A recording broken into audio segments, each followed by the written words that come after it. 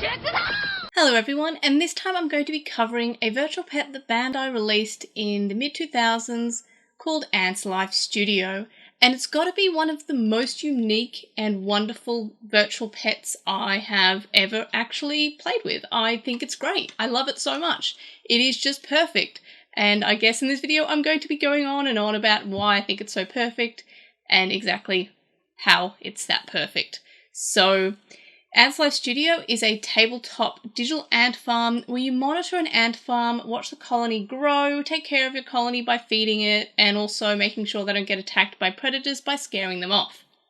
When you first start it up, you set the date as you would in basically every virtual pet, and a queen ant shows up and starts to dig, and over the next few hours before laying an egg, it'll just dig. It'll just dig and dig and dig. And it's a pretty nice interface to navigate. As you can see, the above ground with a clock face, and then below ground, as your ants dig, they go deeper, and eventually your queen ant will lay its first egg within the first 24 hours, usually about the next day or so.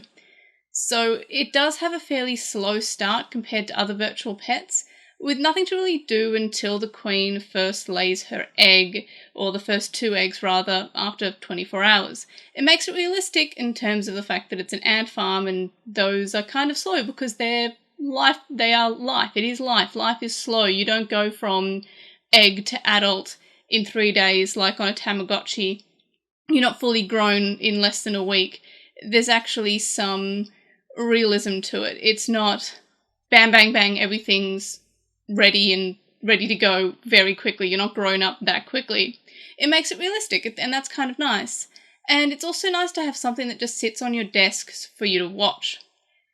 It is also AC powered, but you can also just use 3 AAA batteries for a more portable experience. If you do decide on using AC to power the Ants Life Studio, if you're in Australia like me, I advise heading to Jaycar or some other electronics shop and getting a step-down converter so you don't blow it up from our superior voltage like I did with my Japanese Sega Saturn and PlayStation 1 this one time. Would not recommend. The step-down converter is about $50 Australian from Jaycar. Absolutely get one if you do intend on using it as an AC-powered unit. However, I don't. I have it portable. And the reason is that I want to take it to work with me. I work from home a few days a week and from the office a few days a week. So it's nice to have something that's portable. If you're full-time remote or full-time in the office, you might just want to keep it on your desk, and then you would probably use AC power, but I just keep it on battery powered because that's what suits my life better. And it is a desk toy. It is quite nice as a desk toy because it's something you can just watch, and the only time it really calls out to you is when there's a predator attack, and you can feed it, and what feeding it does is that you select any particular food that you've unlocked, and it will increase productivity or give basically your ants a buff for a certain amount of time, and you just keep on feeding them that. But as far as I can tell, feeding them isn't a compulsory, mandatory thing that you do like in other virtual pets. It's kind of just something that buffs your ants.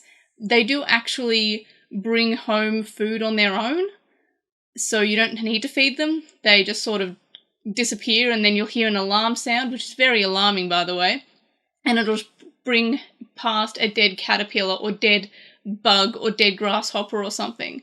So that is pretty cool that it can just feed itself by itself.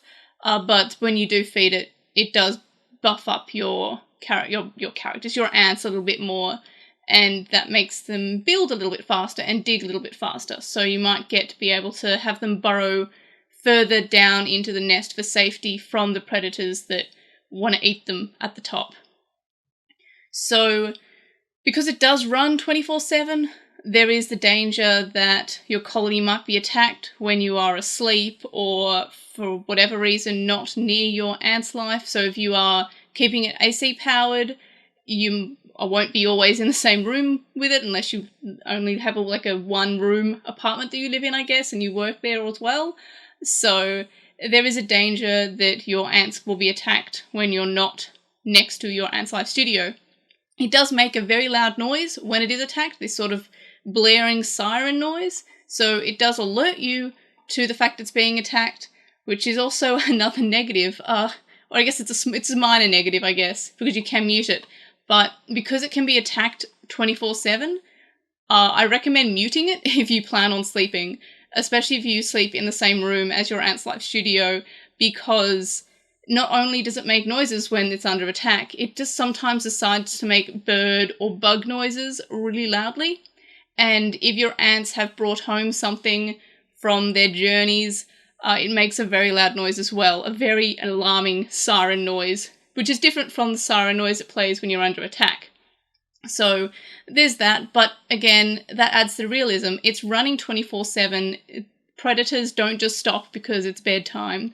And a pretty cool thing is that when it's nighttime, there's a clock face at the top, and that changes throughout the day. And there's also weather effects that reflect the current seasons, which is also pretty cool.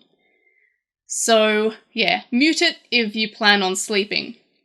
So as I mentioned, predators do attack, and to scare off the predators, you do so by shaking or hitting the unit. So this startles the ants and shakes up the dirt, but as far as I can tell, this doesn't seem to harm them too much, and it's important to scare off the predators because they can kill your ants. The worst predator is one that I've only caught once, but I know has come through and wreaked havoc, and that is the earthworm. So while most of the predators attack from the top, and your ants are only really in danger if they leave the nest for food or what have you, or if they're just at the entrance, the earthworm, because it's a worm, tunnels through the dirt and just goes through a straight line through your colony, which makes holes, but it also seals certain parts of it, which is kind of annoying, and it can actually kill your queen. So my first earthworm attack, it happened at like 3 a.m. I know because my Ants Life studio was not muted, and I could just hear this really alarming noise, and I was like, it's just a predator, it's fine. It's just, they happen throughout the night, and they don't always kill ants. I prefer to be there. Anyway, so I came to the morning, and all of a sudden there was like a weird hole that wasn't there before in the ant farm, and the queen was dead. So when your queen dies, that basically means that it's game over. You have to reset, because the queen is the only one that lays eggs, and if your queen's dead, no more eggs will spawn, basically. They won't be laid. So the other ants will continue to live until they die, but eventually they're all going to die, and you're not going to have any more new ants to be born.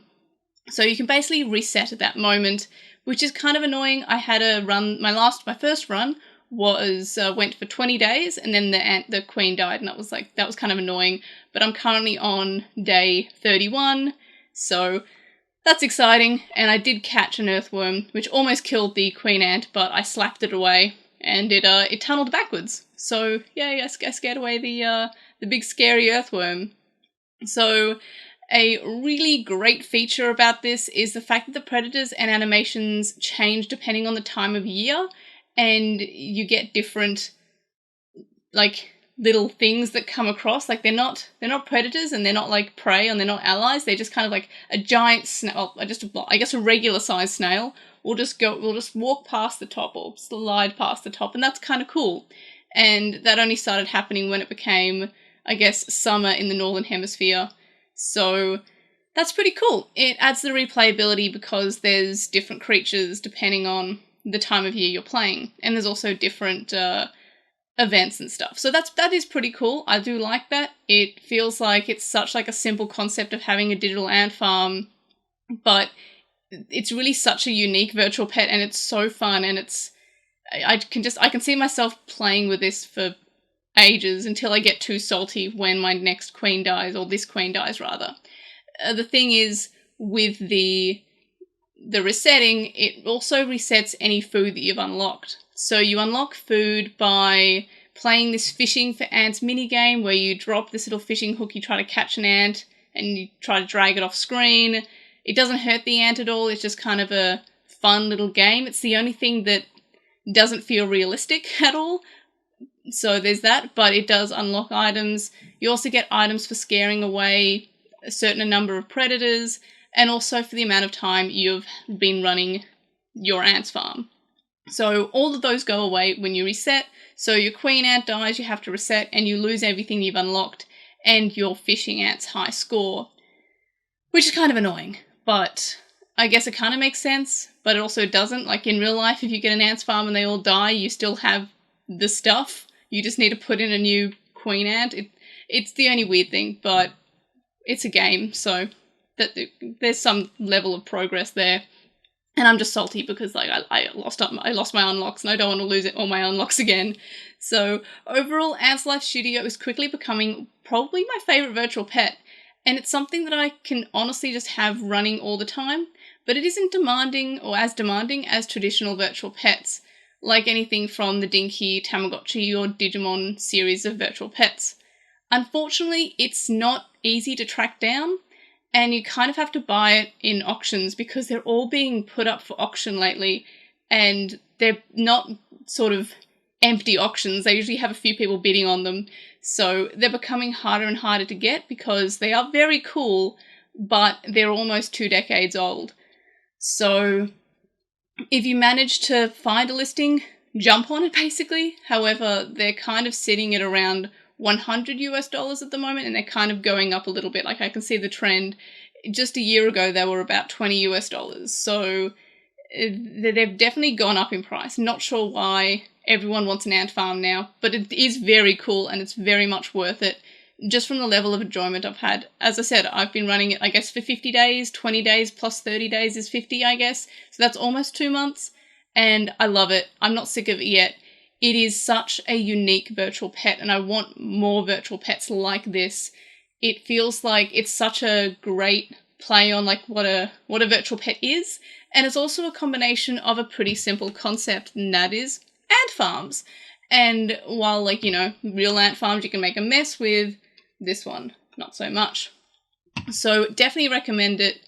In terms of the level of Japanese, it doesn't have that much Japanese. It does have, like, the heading titles are in Japanese, but you can kind of guess what they are from the icons. It's icon and text, so I wouldn't say it's that hard to comprehend if you don't know Japanese. So that is a plus for people who can't read Japanese or can read Japanese but their vocab's not very good in it.